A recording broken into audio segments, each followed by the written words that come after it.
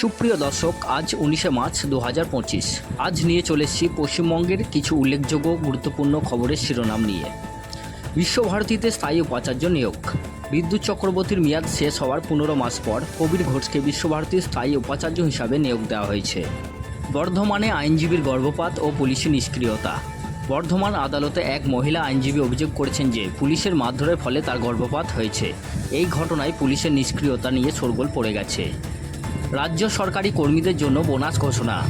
রাজ্য সরকার ঈদ ও দুর্গাপুজোর আগে সরকারি কর্মীদের জন্য অ্যাডহক বোনাসের ঘোষণা করেছে, যা পেনশনভোগীরাও সুবিধা পাবেন।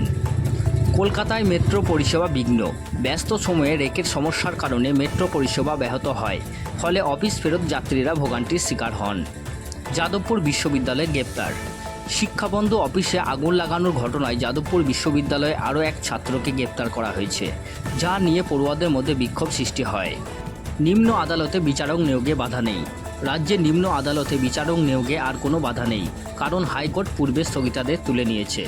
শোভনদেব ও হুমায়ুন বৈঠক। প্রবীণ মন্ত্রী শোভনদেব চট্টোপাধ্যায় ও বিধায়ক হুমায়ুন কবিরের মধ্যে 15 মিনিটের বৈঠক হয়েছে, যেখানে শৃঙ্খলা নিয়ে আলোচনা করা হয়েছে। ওবিসি যাচাইয়ে সুপ্রিম কোর্টের নির্দেশ। ওবিসি তালিকাভুক্তির প্রক্রিয়া যাচাই করতে রাজ্য সরকার সুপ্রিম কোর্টের কাছ থেকে 3 মাস সময় নিয়েছে, যা আদালত মঞ্জুর করেছে। মুর্শিদাবাদে নকল টিকিট বিক্রি।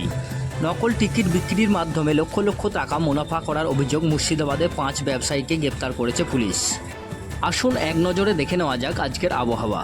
রাজ্যে ঝড় বৃষ্টির সম্ভাবনা। প্রবল তাপপ্রবাহের মাঝে বাঁকুড়া ও হুগলিতে শিলাবৃষ্টি হয়েছে।